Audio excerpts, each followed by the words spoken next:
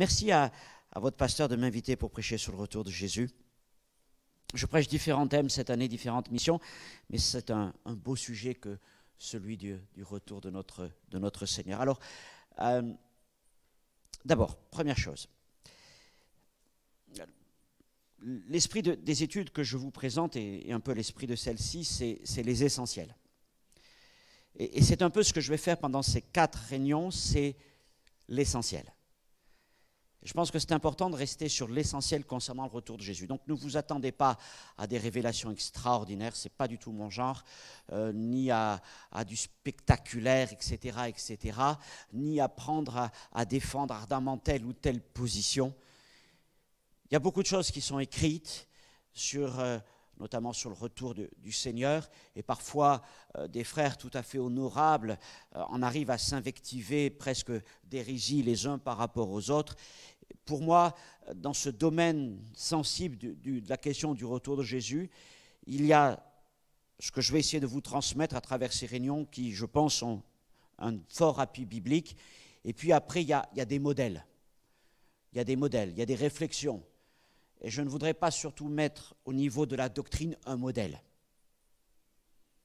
D'ailleurs, même rien qu'au niveau de nos églises, il y a peut-être une certaine tendance générale, mais il y a quand même beaucoup d'affinités, beaucoup de frères, de collègues qui ont telle ou telle sensibilité.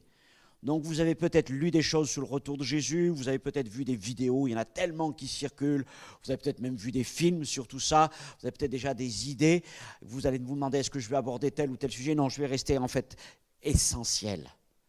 Parce que ce qui est important pour moi, c'est de vous donner ce que la parole nous apporte. Et de vous amener à faire reposer votre foi, non pas sur des calculs, non pas sur des présuppositions, mais sur les Écritures. Je l'espère, c'est ce que je vous transmettrai au mieux que je le peux pendant ces 4 réunions. Nous aurons donc 4 réunions, ce soir, demain soir, dimanche matin au culte et dimanche après-midi. Ce soir, je vais parler vraiment du retour de Jésus, demain soir de la résurrection, dimanche matin de l'enlèvement de l'Église et dimanche après-midi des signes annonçant le retour du Seigneur. Voilà, tout ça, vous le retrouvez dans cette étude et d'autres choses en plus que je n'ai pas le temps d'aborder pendant ce temps avec vous. Donc, il y aura aussi des diapositives qui nous accompagneront pendant tout ce moment. Je vois si ça fonctionne. J'attends de voir si j'ai la main. Ah, ça fonctionne. OK, voilà, parfait. Donc, quelques diapositives qui vous permettront peut-être de mieux suivre et de peut-être noter certains points si vous le souhaitez.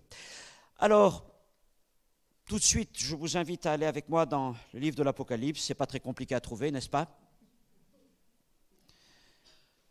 En principe, c'est le dernier livre de vos Bibles. Et pour faciliter encore les choses, je vous invite à aller au dernier chapitre. Chapitre 22. Apocalypse 22, verset 12, et nous commençons avec une parole de Jésus. Car il y a des paroles de Jésus dans le livre de l'Apocalypse. Des paroles qu'il n'a pas prononcées en étant sur terre, mais des paroles qu'il a prononcées lorsqu'il s'est révélé à Jean sur l'île de Patmos. Et voici ce que dit le Seigneur, « Voici, je viens bientôt, et ma rétribution est à moi, pour rendre à chacun selon ce qu'est son œuvre. Je suis l'alpha et l'oméga, le premier et le dernier, le commencement et la fin. Heureux ceux qui lavent leurs robes afin d'avoir droit à l'arbre de vie et d'entrer par les portes dans la ville. Dehors les chiens, les enchanteurs, les impudiques, les meurtriers, les idolâtres et quiconque aime et pratique le mensonge. Moi, Jésus, j'ai envoyé mon ange pour vous attester ces choses dans les églises. Je suis le rejeton et la postérité de David, l'étoile brillante du matin. Et l'esprit et l'épouse disent, viens. Et que celui qui entend dise, viens. Et que celui qui a soif vienne. Que celui qui veut prenne de l'eau de la vie gratuitement. Je le déclare à quiconque entend les paroles de la prophétie de ce livre. Si quelqu'un y ajoute quelque chose, Dieu le frappera des fléaux décrits dans ce livre. Et si quelqu'un retranche quelque chose des paroles du livre de cette prophétie, Dieu retranchera sa part de l'arbre de la vie et de la ville sainte décrit dans ce livre. Et celui qui atteste ces choses dit, oui, je viens bientôt. Amen. Viens, Seigneur Jésus. Que la grâce du Seigneur Jésus soit avec tous. Amen. Seigneur, ce soir, nous ouvrons encore ta parole et ce sont tes propres paroles, Seigneur, que nous avons lues ce soir.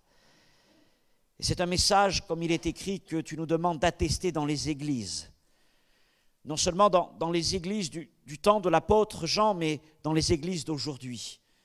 Et c'est un message que nous avons encore besoin d'entendre. Oui, tu viens bientôt, Seigneur. C'est vrai, nous n'avons pas la connaissance de la date exacte, mais nous croyons que tu viens, Seigneur. Et comme il est écrit, avec le Saint-Esprit, l'épouse, ton Église, nous disons, viens, viens, Seigneur Jésus. Car c'est là notre espérance, mon Père. Que bientôt ton Fils vienne nous prendre pour que nous puissions rentrer dans l'éternité avec toi. Je prie, Seigneur, que ce soir tu ouvres mon intelligence, ma bouche, afin de proclamer ta parole, toute ta parole. Et je prie aussi pour que tu ouvres nos oreilles, afin, Seigneur, que nous puissions recevoir ta parole dans nos cœurs pour qu'elle produise du fruit au centuple. Bénis ces instants. Que ta grâce soit à l'œuvre au milieu de nous, Seigneur. Dans le nom de Jésus, Père, nous te prions. Amen.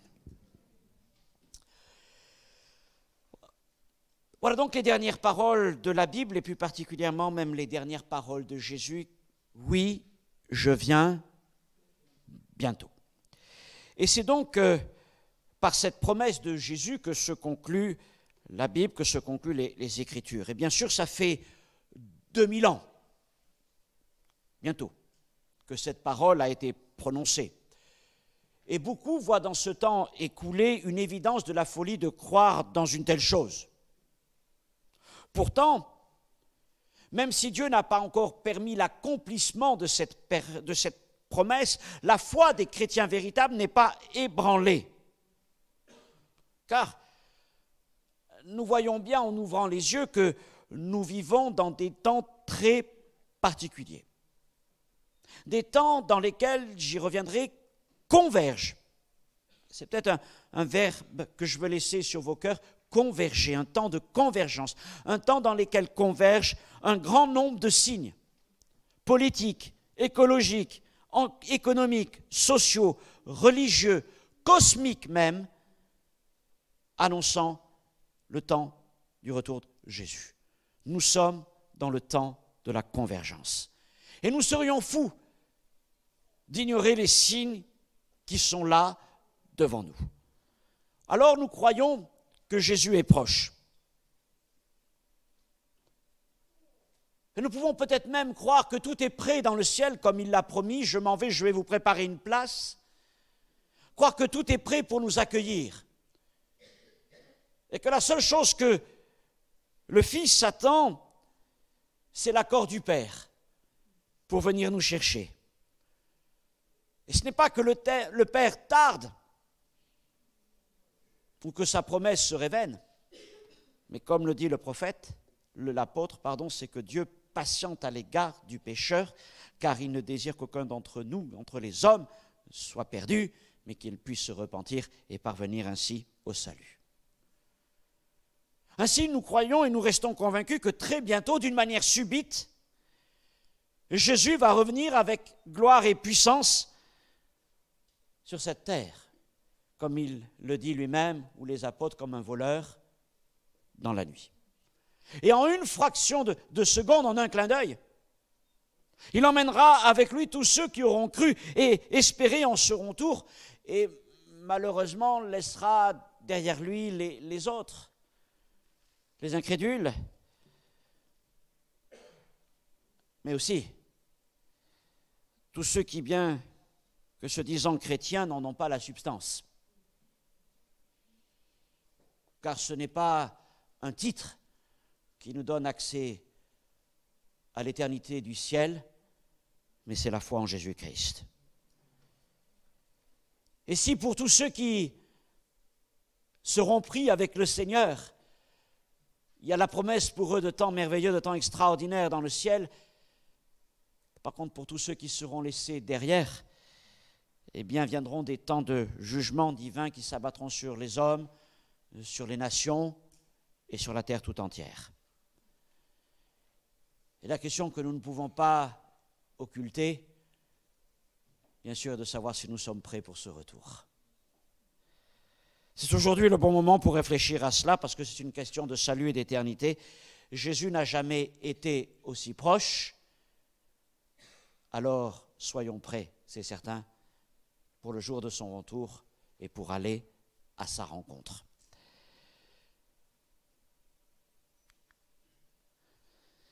La promesse du retour de Jésus est affirmée, mentionnée plus de 300 fois dans le Nouveau Testament.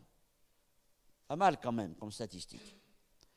Et on estime qu'il y a 8 fois plus de textes dans les Écritures qui parlent du retour de Jésus que de sa première venue il y a 2000 ans. Des chapitres entiers des évangiles y sont consacrés et rapportent des enseignements du Seigneur sur les temps de son retour.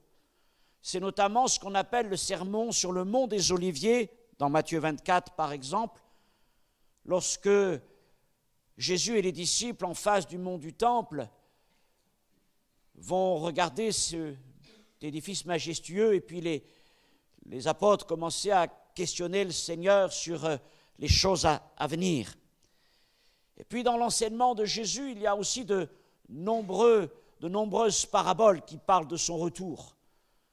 Il y a beaucoup je pense par exemple à la parabole de l'ivraie et du bon grain. Il y a la parabole des 10 vierges. Il y a la parabole des mines ou des talents. Et à chaque fois, le Seigneur revient sur cette question de son retour. L'apôtre Paul, lui, fait allusion plus de 50 fois dans les épîtres, avec des passages très importants, notamment dans les deux épîtres aux Thessaloniciens. Nous en parlerons demain soir, notamment concernant la résurrection. Et il y a tout le chapitre d'1 Corinthiens 15, tout entier consacré à la question de la résurrection. Enfin, le dernier livre du Nouveau Testament, l'Apocalypse, est en grande partie consacré à décrire les événements politiques, sociaux, religieux et écologiques qui entourent les temps du retour de Jésus sur terre. Et nous pouvons dire qu'après la naissance, la mort et la résurrection de Jésus, il n'est pas de sujet plus important dans les Écritures que celui de son retour. Jésus revient et la Bible l'affirme, l'atteste et le confirme. Plus d'une fois, nous venons de le voir. Peut-être la première question que nous pouvons nous adresser concernant ce retour du Seigneur, c'est pourquoi Jésus doit-il revenir? Qu'est-ce qui le pousse à revenir? Il y a différentes raisons à cela. La première des choses, c'est qu'il revient pour célébrer ses noces. L'apôtre Paul dit de l'Église qu'elle est la fiancée de Jésus. Et Jésus est le fiancé de l'Église. Et notre fiancé a un amour pour nous immense. Et son désir, évidemment, c'est de nous prendre avec lui. Et selon la tradition juive, il attend ce moment que le Père décide seul de sa propre volonté pour venir chercher son épouse lorsque tout sera prêt dans la maison du Père pour célébrer la fête des noces. Et je crois véritablement que Jésus n'attend que cela, que le Père lui dise « tu peux aller la prendre ». C'est aussi la parabole des 10 vierges. Et l'Église authentique, la fiancée authentique de Jésus-Christ, vit dans l'attente de l'arrivée prochaine de son époux. Même si, comme dans la parabole, encore une fois, des 10 vierges, il nous arrive de nous endormir, dans le sens où nous ne pensons pas tout le temps au retour du Seigneur. Je crois que nous serions bien présomptueux de dire qu'à chaque moment, à chaque journée, je suis en train de réfléchir que Jésus est là, qu'il revient. Mais il y a des moments où nous sommes pris par les activités de notre journée, par les soucis de la vie, et des fois nous perdons un peu de vue cette proche espérance. Et donc c'est comme si nous nous endormions par rapport à cela. Mais je crois que le véritable peuple du Seigneur, non seulement a de l'huile en réserve, mais en plus, il n'attend qu'une chose, c'est que la voix vienne le réveiller pour qu'il réponde à l'appel de son Seigneur. Il revient pour célébrer ses noces, j'en reparlerai un petit peu. Il revient aussi pour Israël. Comme Paul l'enseigne dans les Romains, Israël a été mis à l'écart temporairement par Dieu pour cause d'incrédulité et de rejet du Messie. Toutefois, les promesses de Dieu demeurent. Et Israël n'a pas été remplacé. Israël a toujours cette place particulière dans le projet de Dieu. Et Jésus revient aussi pour accomplir les promesses de Dieu à l'égard d'Israël. Mais ce sera comme dans un second temps. Il y aura d'abord le temps de l'Église, puis le temps d'Israël. Et lorsque le Seigneur reviendra pour Israël, ce sera dans des temps difficiles, très difficiles, tellement difficiles que le prophète Jérémie parle de l'angoisse de Jacob. Et nous savons qu'Israël a déjà traversé, soit en tant que nation ou en tant que peuple juif, des temps très difficiles, notamment au XXe siècle. Et il y a encore des temps difficiles pour ce peuple devant lui. Mais lorsqu'Israël sera au comble de ses souffrances, c'est alors que Jésus interviendra pour le délivrer des nations qui veulent le détruire. Et c'est ce que le prophète Zacharie écrivait il y a bien longtemps de la part du Seigneur en disant « L'Éternel paraîtra, il combattra ces nations, lesquelles, celles qui veulent cerner Jérusalem pour écraser le peuple juif, comme il combat, et il combattra ces nations comme il combat au jour de la bataille. » Le Seigneur remportera la victoire. Alors, il rassemblera tous ceux d'Israël qui sont parmi les nations pour les ramener. Il purifiera son peuple qui tout entier se tournera vers lui et reconnaîtra Jésus comme le Messie promis. Et l'apôtre Paul l'a écrit, Romains 11, 26, « Tout Israël sera sauvé. » Tout Israël sera sauvé. Voilà donc la deuxième raison qui explique le retour de Jésus, célébrer ses noces, revenir pour Israël. Troisième raison, il revient pour juger les nations. C'est le prophète Ésaïe qui écrivait là encore il y a longtemps, il sera le juge des nations, l'arbitre d'un grand nombre de peuples. Dans le Nouveau Testament, au chapitre 25 de l'évangile de Matthieu, Matthieu 25, Jésus parle du jugement des nations. C'est le jugement des brebis et des boucs. Et il fera la distinction parmi les nations entre ceux qui n'auront donné peut-être qu'un verre d'eau ou visité ceux des siens qui étaient en captivité et les autres qui se seront détournés d'eux. Vient ce temps des nations, vient ce temps de jugement des peuples. Et puis, il revient aussi pour restaurer la création, et là, eh bien, c'est un sujet aussi très, très contemporain. Et nous pouvons croire, d'après les Écritures, que la création sera rétablie dans son état originel. Peut-être même celui du jardin d'Éden. Nous ne savons pas exactement ce que ça pourra donner, mais l'apôtre Pierre parle du rétablissement de toutes choses lorsque le Seigneur reviendra. Et notre bonne terre a bien besoin d'être renouvelée, et le Seigneur la purifiera, n'est-ce pas? Ce sont ces promesses, Ésaïe 55. Au lieu de l'épine s'élèvera le cyprès. Au lieu de la ronce croîtra le myrte. Et ce sera pour l'Éternel une gloire, un monument perpétuel, impérissable. L'épine, la ronce, ça nous parle aussi de Genèse chapitre 3, lorsque la terre a été maudite après la chute. Eh bien, lorsque le Seigneur reviendra, cette malédiction sera enlevée. Et la nature sera profondément renouvelée. Et Ésaïe écrit aussi, quelle belle image, n'est-ce pas? Le loup et l'agneau paîtront ensemble. Le lion, comme le bœuf, mangera de la paille et le serpent aura la poussière pour nourriture. Il ne se fera ni tort ni dommage sur toute ma montagne sainte, dit l'Éternel. Il revient pour restaurer la nature. Et il revient aussi pour établir son règne millénaire. Nous croyons qu'il établira son règne sur cette terre et à travers Israël, il régnera pour 1000 ans. et l'épouse, l'Église, partagera ce règne glorieux. Et les prophètes nous annoncent un règne de paix, de justice, de prospérité et de grâce. Amen.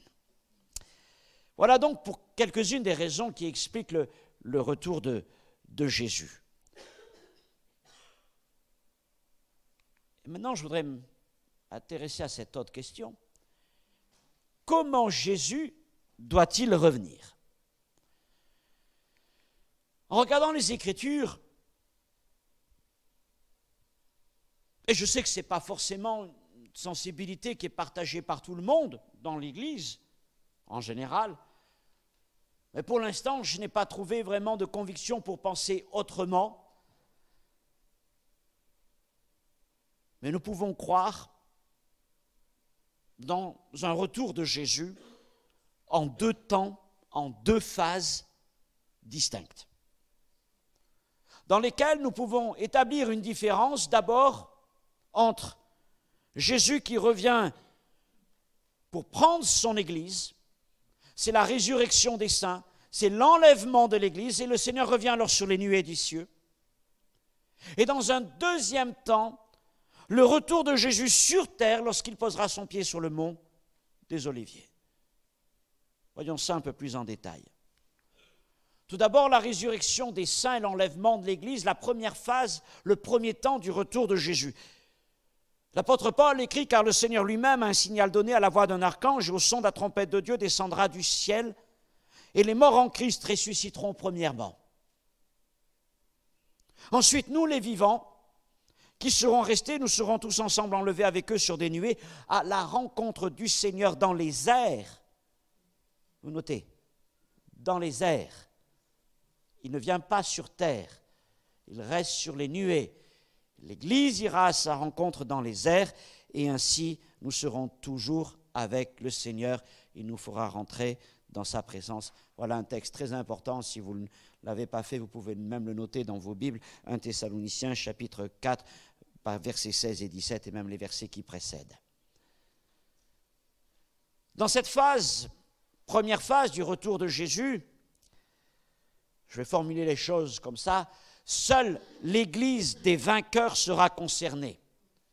Alors là, je ne suis pas en train de parler d'une dénomination ou autre chose, mais quand je parle de vainqueurs, je fais référence à, par exemple, au livre de l'Apocalypse, lorsque dans les 7 lettres aux églises d'Asie, Jésus dit « à celui qui vaincra ».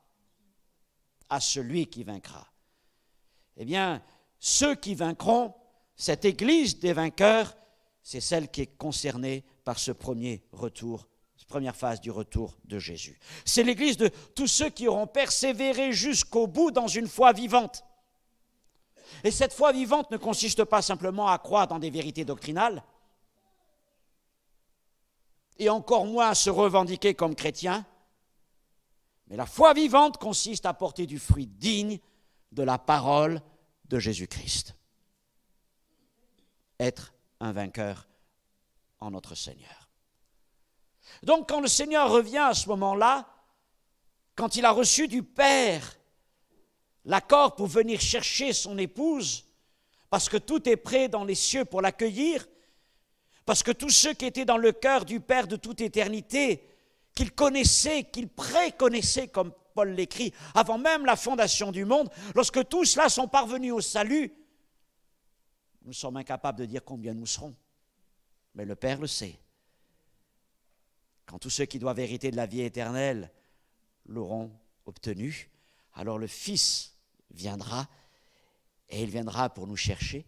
Et nous l'avons vu. Il ne viendra pas sur cette terre directement, mais il s'arrêtera sur les nuées du ciel. D'ailleurs, c'est pour marquer peut-être la vocation céleste de l'Église. Nous verrons qu'ensuite il revient sur terre pour Israël. La promesse d'Israël, elle est terrestre, tandis que l'espérance de l'Église est céleste. Alors, Jésus revient donc chercher son Église sur les nuées des cieux, et là, il va accomplir 2 choses. Premièrement, ressusciter les saints. J'en parlerai plus en détail demain. Ressusciter ceux qui sont morts dans la foi. Et puis deuxièmement, enlever les vivants à sa rencontre vers les nuées.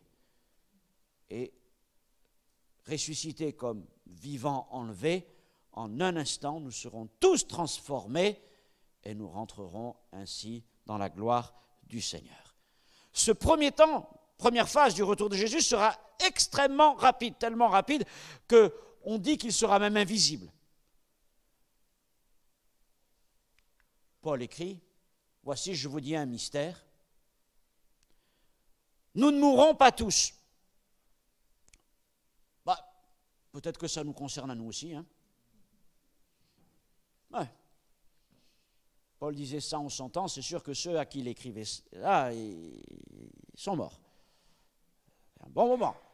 Mais peut-être que pour nous, eh bien certains, nous ne mourrons pas tous. Mais nous serons tous changés. En un instant, en un clin d'œil. C'est pour ça qu'on dit extrêmement rapide et quasiment invisible, parce qu'en un clin d'œil, on a du mal à évaluer le temps qui passe. À la dernière trompette, la trompette sonnera et les morts ressusciteront incorruptibles et nous serons changés. Et donc le Seigneur vient arracher du séjour des morts les siens. Il prend ceux qui sont vivants avec lui sur les nuées des cieux, il les transforme. Et là, différents événements vont se passer. Pour l'Église, il y en a deux principaux. J'aurai le temps d'en reparler. Le premier s'appelle le tribunal de Christ. Le second s'appelle les noces de l'agneau. Et puis, il se passeront aussi des choses sur la terre. Et là, c'est moins agréable. Parce que nous pensons que c'est à partir de ce moment-là que toutes sortes de jugements vont commencer à s'abattre sur la terre. Le livre de l'Apocalypse parle de 3 séries de jugements qui vont aller crescendo en crescendo, de plus en plus fort. D'abord les sceaux, ensuite les trompettes, pour finir avec les coupes de la colère de Dieu. Tout cela après, apparemment, que l'Église ait été prise avec le Seigneur. C'est ce que pensent beaucoup de ceux qui étudient les Écritures, mais je le dis, pas forcément tous. D'autres ont d'autres sensibilités. Ma foi, nous pouvons aussi les écouter. Ce sont aussi des frères et des sœurs. Dans ce sens-là, je vous le dis, je ne cherche pas à mettre une opprobre sur quelqu'un qui ne penserait pas forcément comme moi, comme nous, mais je suis toujours à l'écoute de ce que les autres ont peut-être à nous dire, de ce qu'ils ont compris des Écritures, de leur sensibilité, parce que je suis convaincu que ce sont aussi des frères et des sœurs qui aiment le Seigneur, qui sont véritablement sauvés, et peut-être voient-ils les choses d'une manière un peu différente des nôtres. Ce n'est pas une raison pour les mettre sur le bûcher.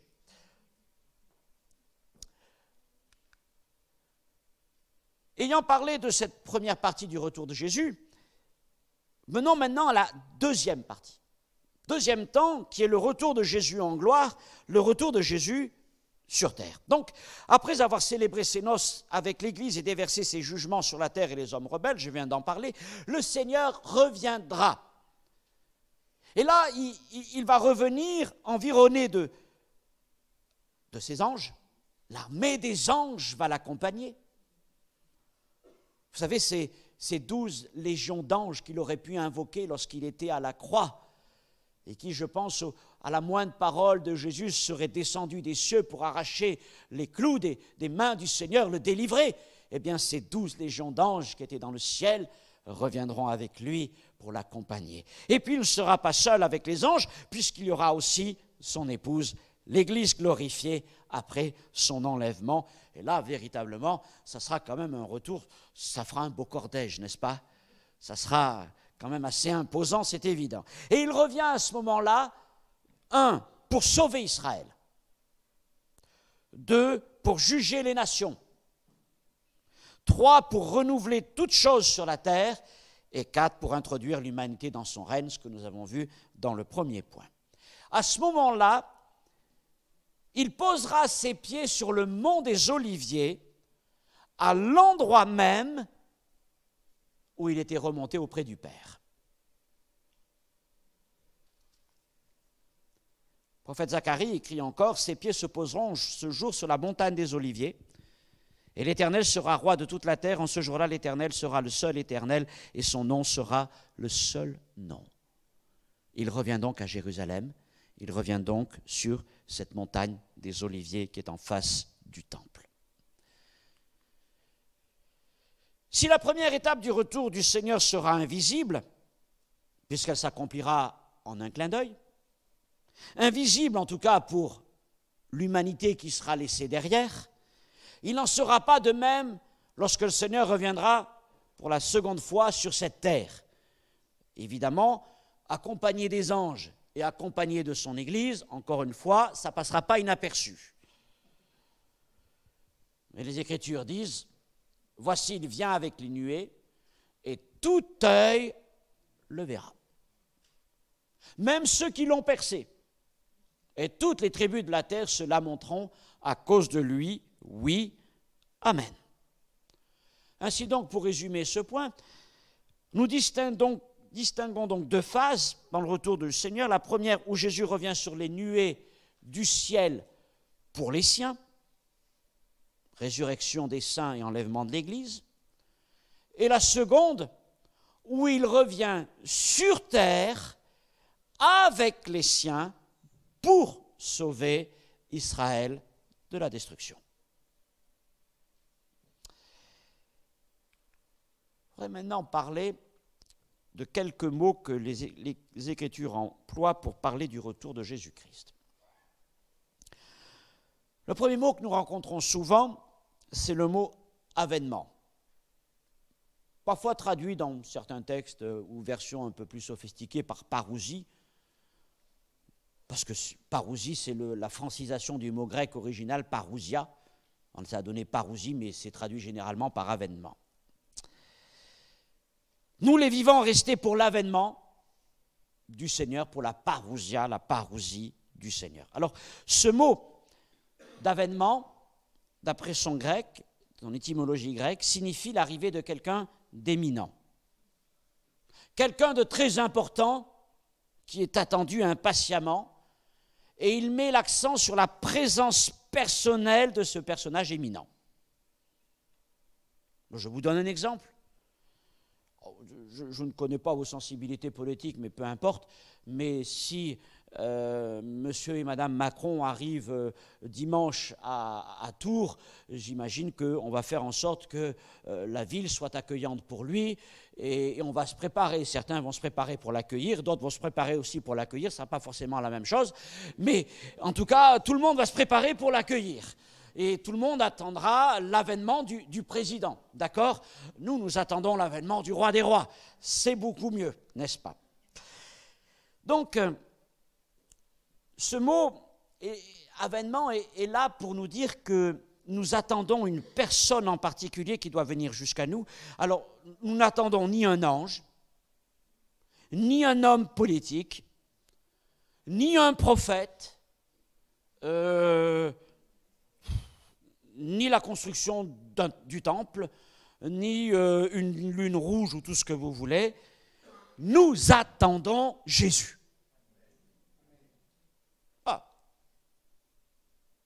J'aurais pu rajouter, nous n'attendons ni l'Antéchrist, nous attendons Jésus. C'est lui que nous attendons. Et Paul écrit encore, le Seigneur lui-même. Pas un ange, pas un prophète, pas même Élie, pas même l'archange Michael, ou pas même Gabriel. Non, Jésus. Jésus lui-même a un signal donné, descendra du ciel. Ça nous rappelle encore la tradition juive du mariage, c'est le fiancé qui vient chercher sa fiancée. Le fiancé, il laisse personne d'autre aller chercher la fiancée, c'est lui qui va la chercher, n'est-ce pas? La parousie ou avènement de Jésus nous parle donc du retour personnel de Jésus. Et d'ailleurs, c'est ce que les anges avaient dit aux apôtres au jour de l'ascension, au jour du départ du Seigneur.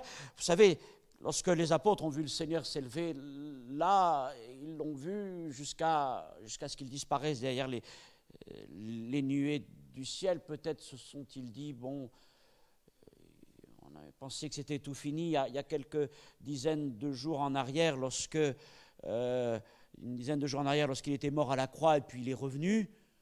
Peut-être qu'il va revenir, on ne sait jamais. Hein. Et puis, mais bon, j'imagine aussi qu'ils sont restés là un peu bouche bée, stupéfaits devant cet événement. Ce n'est pas tous les jours qu'on voit ça, n'est-ce pas?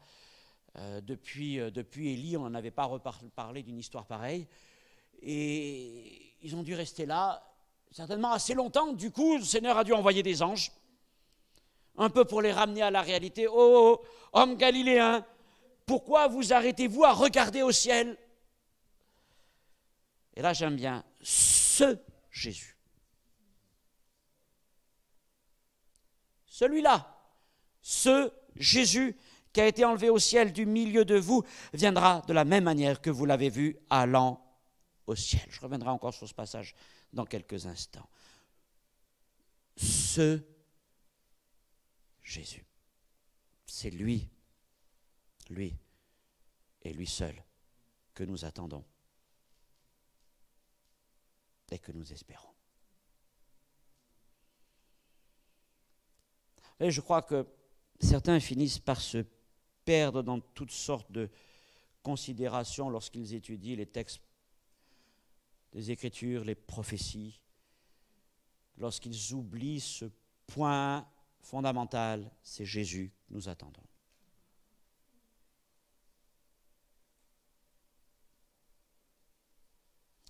On arrive à considérer toutes sortes de choses, d'événements politiques, d'événements cosmologiques, et ils oublient ce qui doit rester le centre de notre foi, Jésus, ce Jésus.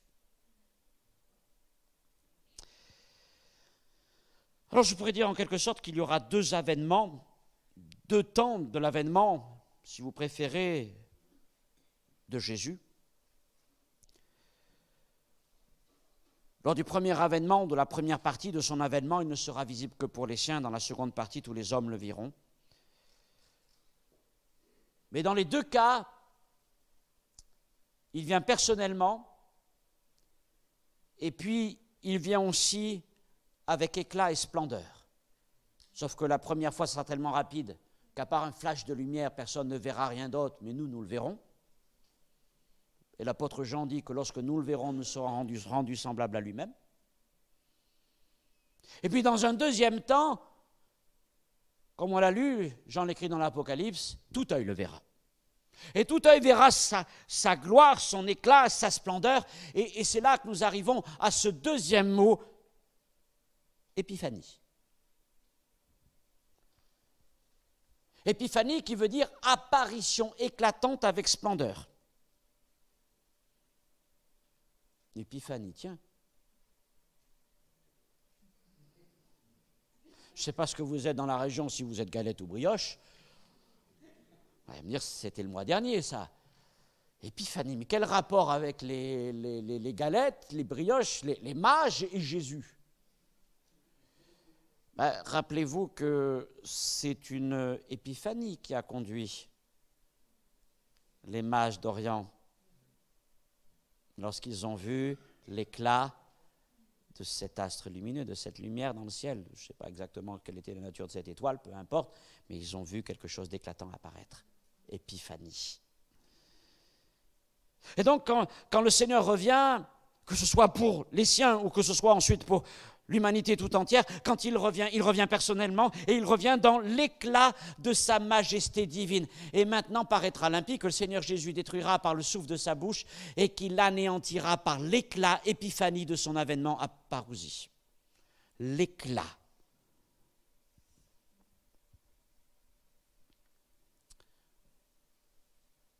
Tout œil le verra dans le deuxième temps. Tout œil le verra, mais... donc, oui, nous croyons que la Terre est ronde. Elle est bien sphérique. Pour que tout œil le voie, c'est pas évident, hein? Comment tout œil pourra voir? Bien, tout œil verra, sachant qu'il sera à un endroit, il viendra à Jérusalem. Eh bien, c'est qu'il y aura... Notre terre sera tellement baignée, immergée dans la lumière de son retour, qu'elle sera tout entière éclairée. Alors vous voyez, le soleil n'arrive pas à éclairer toute la terre. Il ne peut éclairer qu'une face à la fois, celle qui se présente à lui. L'autre face est dans la nuit. Mais quand le Seigneur reviendra, la puissance de sa lumière sera tellement englobante que toute la terre sera plongée dans sa lumière et tout œil le verra. Ça va être impressionnant, c'est certain, pour ceux qui verront tout ça. Enfin, nous y participerons aussi, gloire au Seigneur. En tout cas, ce qui m'intéresse dans ce mot épiphanie aussi, c'est qu'il marque le contraste entre la première venue de Jésus, il y a 2000 ans, et son retour. Il est venu comme serviteur des hommes. Moi, le Fils de l'homme, je ne suis pas venu pour être servi, mais pour servir et donner ma vie comme la rançon de plusieurs. Il est venu pour servir. Mais quand il reviendra comme Seigneur glorieux. Il est venu la première fois comme serviteur et il reviendra comme Seigneur. Mais je reviens à mon texte des apôtres, des anges aux apôtres. Ce Jésus qui a été enlevé au ciel du milieu de vous viendra de la même manière que vous l'avez vu allant au ciel. Il n'est pas venu sur cette terre comme il y est retourné. Et il ne reviendra pas sur cette terre comme il est venu sur cette terre. Suivez-moi bien. Mais il reviendra sur cette terre comme il est remonté auprès du Père. Il est venu sur cette terre humble.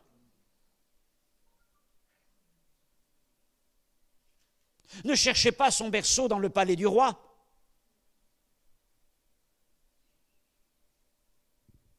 Mais dans la mangeoire d'une étape de Bethléem.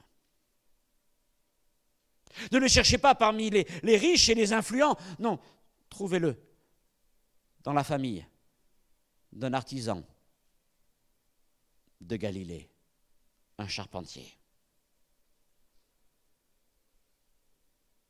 Ne le cherchez pas parmi les forts, les puissants, mais trouvez-le au milieu des gens du peuple, aussi simple qu'eux et serviteur de tous. Lorsque le Fils de l'homme est venu parmi les hommes, Jésus, le Fils de Dieu, il est venu humble, faible et serviteur. Savez-vous pourquoi il est venu comme cela? Afin d'être petit avec le petit. Humble avec celui qui est humble. Faible avec celui qui est faible. Méprisé même avec celui qui est le plus méprisé. Il est venu ainsi pour être certain qu'il n'y en avait aucun en dessous de lui. Et il s'est mis au service de tous. Il s'est fait faible afin de nous rendre forts. Il s'est humilié afin de nous élever. Il s'est même appauvri, comme dit Paul dans les Corinthiens, afin de nous enrichir de toutes les grâces du royaume de Dieu. Il n'est pas venu pour être servi, mais pour servir. Et le sommet de tout cela, c'est la croix que nous avons dressée pour lui. Et puis il est descendu dans la tombe. Mais à partir de ce moment-là, tout a changé. Au troisième jour, la puissance du Saint-Esprit, la puissance de Dieu est descendue parmi les morts et a relevé Jésus d'entre les morts. Et là, le Seigneur a commencé à être exalté, élevé, glorifié. Il est apparu parmi les siens comme vivant. Et avant de remonter vers le Père, il leur a dit « Tout pouvoir m'a été donné sur la terre comme au ciel. » Et il est allé auprès du Père. Il est rentré dans la gloire céleste. Et le Père a dit, assieds-toi à ma droite, jusqu'à ce que je fasse de tes ennemis ton marchepied. Et Jésus s'est assis. Et l'apôtre Pierre, au jour de la Pentecôte, a dit, sachez que celui que vous avez crucifié, Dieu l'a fait Seigneur et Christ. Et il donne une preuve de cela en répandant son esprit sur toute chair. C'était la Pentecôte. Et le Seigneur est exalté, glorifié. Il est puissant dans les cieux.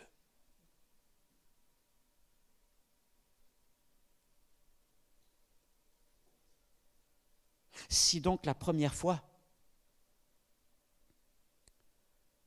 dans la nuit de Bethléem, si donc la première fois Jésus vint comme un simple homme, il a quitté sa forme divine, dit l'apôtre. Lui qui existait en forme de Dieu, n'a pas regardé son égalité avec Dieu comme une proie arrachée. Il ne s'est pas battu pour ses privilèges comme les hommes le font aujourd'hui. Mais il a dit tout cela, je le laisse de côté afin d'aller vers les hommes. Et il a pris la forme d'un homme.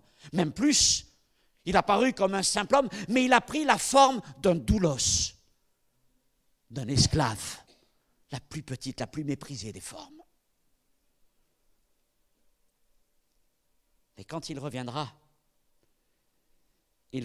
dans son épiphanie. Il reviendra comme il est monté au ciel.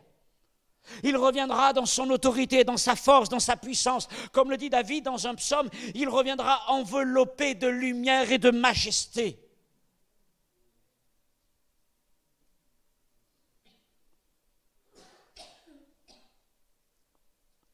Si Jésus est venu la première fois comme une faible plante, dit le prophète Ésaïe. S'il fut l'homme de douleur habitué à la souffrance, acceptant de souffrir à la croix, d'être meurtri dans sa chair pour notre salut, notre guérison, son retour se fera dans toute sa force et sa puissance. Et lorsqu'il revient la première fois dans son premier temps, il revient pour délivrer et arracher les siens de la mort. Quelle puissance, n'est-ce pas? Quelle puissance manifestée lorsque Jésus revient, là, en un clin d'œil. Tous ceux qui sont morts, non pas simplement d'hier, mais de toute l'histoire. Tous ceux qui sont morts dans la foi, nous les avons oubliés. Même la terre ne se souvient plus de leur poussière. Mais Dieu les connaît encore. Dieu les connaît encore. Et lorsque Jésus revient, dans sa puissance, il va les chercher. Et il les arrache du séjour des morts. D'ailleurs, nous le verrons, c'est aussi les verbes qui sont employés pour parler de l'enlèvement de l'Église. Pour parler de l'enlèvement de l'Église, c'est un acte de guerre. Les verbes employés, c'est délivrer, c'est arracher, c'est empoigner. Presque comme si le Seigneur allait arracher comme ça. Et lorsqu'il vient la seconde fois, avec les anges de sa puissance, c'est pour sauver Israël. C'est pour détruire ses ennemis. Et les prophètes de l'Ancienne Alliance parlent souvent du jour de l'Éternel, de ce jour très particulier, où la puissance de Dieu va se manifester, où ses ennemis vont être écrasés. Et il vient pour établir son règne. Qui pourra contester? Qui pourra se lever, se dresser contre le Seigneur lorsqu'il manifestera ainsi sa puissance? Si la première fois Jésus vint seul,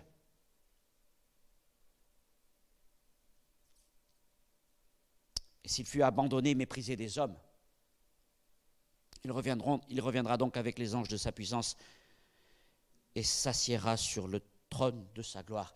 Et alors s'accomplira cette parole. Tout genou fléchira devant lui. Et toute langue confessera qu'il est Seigneur et Christ à la gloire de Dieu notre Père. Il revient. Jésus revient bientôt. Et dimanche après-midi, nous essayerons de mesurer ce que c'est vraiment que ce bientôt. Depuis 2000 ans que l'Église dit bientôt, bientôt, bientôt. Oui, 1000 ans sont comme un jour sont comme 1000 ans, et c'est vrai. Mais malgré tout, les générations passent. Mais qu'en est-il de ce bientôt? C'est ce que nous essayerons de voir un petit peu ensemble. Eh bien, lorsqu'il revient, il reviendra donc pour prendre avec lui, pour emmener avec lui tous ceux qui auront cru et espéré en son retour. Et puis il laissera les autres, les moqueurs, les incrédules. Et donc ceux-là devront traverser des temps de jugement particulièrement sévères pour les hommes et la terre. Cependant, ce n'est pas dans la volonté de Dieu de condamner les hommes à ce sort. Dieu n'a pas créé les hommes pour la perdition.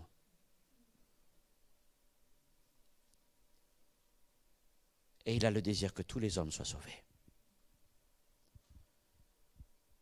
Pour cela, il nous a fait le cadeau le plus extraordinaire qui soit.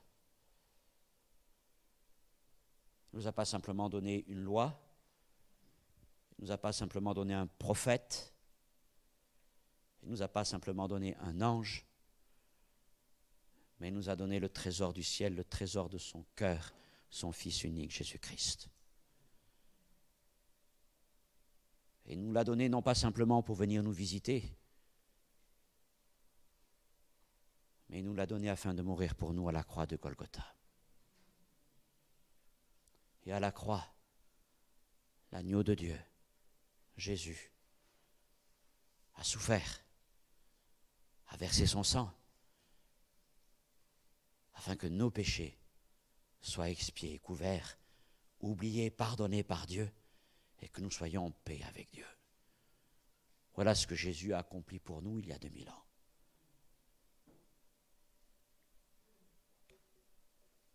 Et il nous a laissé donc avec cette promesse. C'est que ceux qui croient en lui, il ne les oubliera pas. Croyez en moi. Croyez en Dieu, croyez en moi, que votre cœur ne se trouble point. Et c'est en lui que nous voulons croire.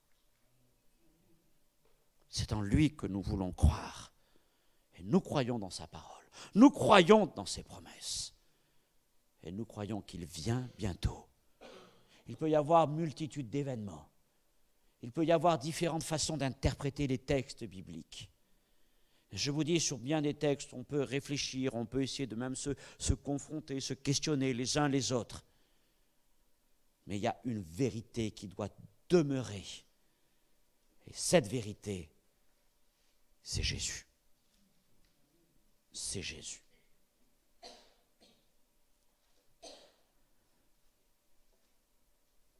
Les hommes cherchent un Messie glorieux, c'était le cas d'Israël. Un libérateur, un homme providentiel, un général, tout ce que vous voulez. Et le Seigneur leur a donné un serviteur. Aujourd'hui encore, ils sont nombreux ceux qui cherchent une divinité qui leur parle de succès, de miracles, de gloire, etc., etc. Mais le message de l'Évangile ne change pas.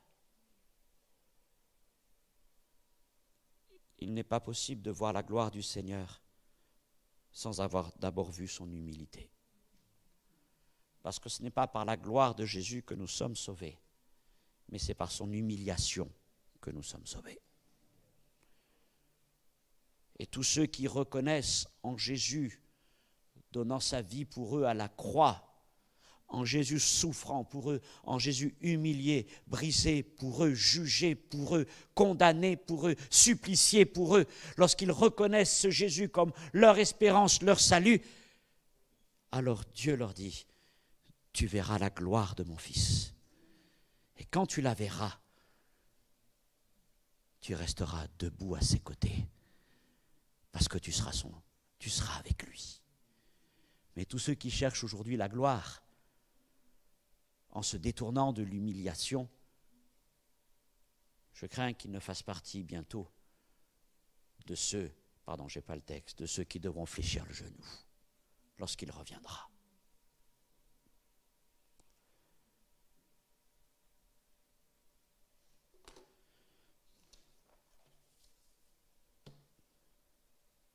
La fin des temps,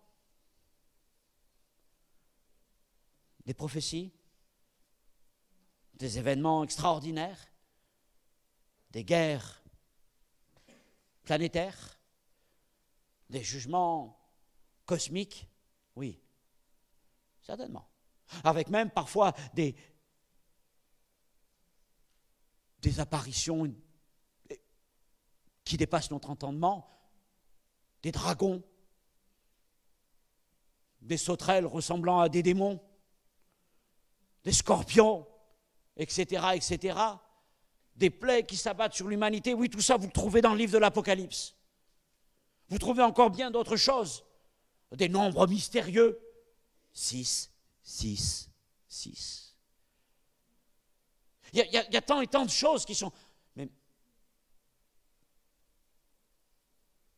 ce n'est pas ça l'essentiel. Parce que lui-même, le livre de l'Apocalypse, Apocalypse veut dire révélation, voile levé, voile déchiré. Le livre de l'Apocalypse, c'est le livre de la dernière révélation de Jésus-Christ. L'ultime révélation de notre Seigneur glorieux. Alors oui, les hommes peuvent écrire des ouvrages et des ouvrages sur les prophéties, sur les temps de la fin. Mais il n'y a au fond qu'une seule chose qui compte. C'est Jésus.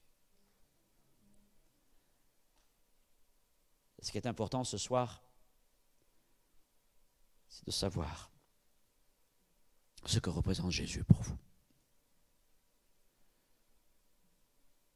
Dieu ne nous sauvera pas d'après notre connaissance exacte des prophéties. Il ne nous sauvera pas parce que nous avons eu raison quand les autres ont eu tort. Parce que nous avions bien raison, le calcul c'était ça, c'était 7 ans, c'était 3 ans et demi, c'était ceci, c'était 1260 jours. J'avais raison, c'était à telle lune, à telle fête. Non, ce n'est pas ça qui fera. Ce qui nous sauve, c'est la foi en Jésus. Il faudrait que nous puissions finir ce moment en nous approchant tout simplement de notre Seigneur. Lui, bientôt, s'approchera de nous. Et ce soir, nous allons nous approcher de lui. Peut-être m'adresser à l'un d'entre nous, ce soir, jeune, moins jeune, quelqu'un d'affermi dans la foi, quelqu'un qui découvre Jésus, quelqu'un qui a peut-être besoin de resserrer les boulons. Non pas parce que vous auriez peur, mais parce que vous aimez Jésus. Je voudrais vous appeler ce soir à considérer encore l'amour de Christ pour vous. Et à considérer que le Seigneur est proche. Et que son désir, ce n'est pas de vous juger, mais c'est de vous manifester son amour en vous prenant avec lui. Parce que laissez-moi vous dire cette grande vérité, c'est que dans le ciel, il y a de la place pour toi. Je crois que le Seigneur a préparé une place pour toi. Et son désir vraiment, c'est que tu occupes cette place. Et dans le ciel, il n'y a pas de seconde classe, de troisième classe, non, il y a que des premières classes. La place que le Seigneur t'a préparée. Et pour ça, il faut que tu lui prépares une place dans ta vie. Une place dans ta vie. Seigneur, viens prendre toute la place en moi, afin que je puisse trouver ma place dans le ciel.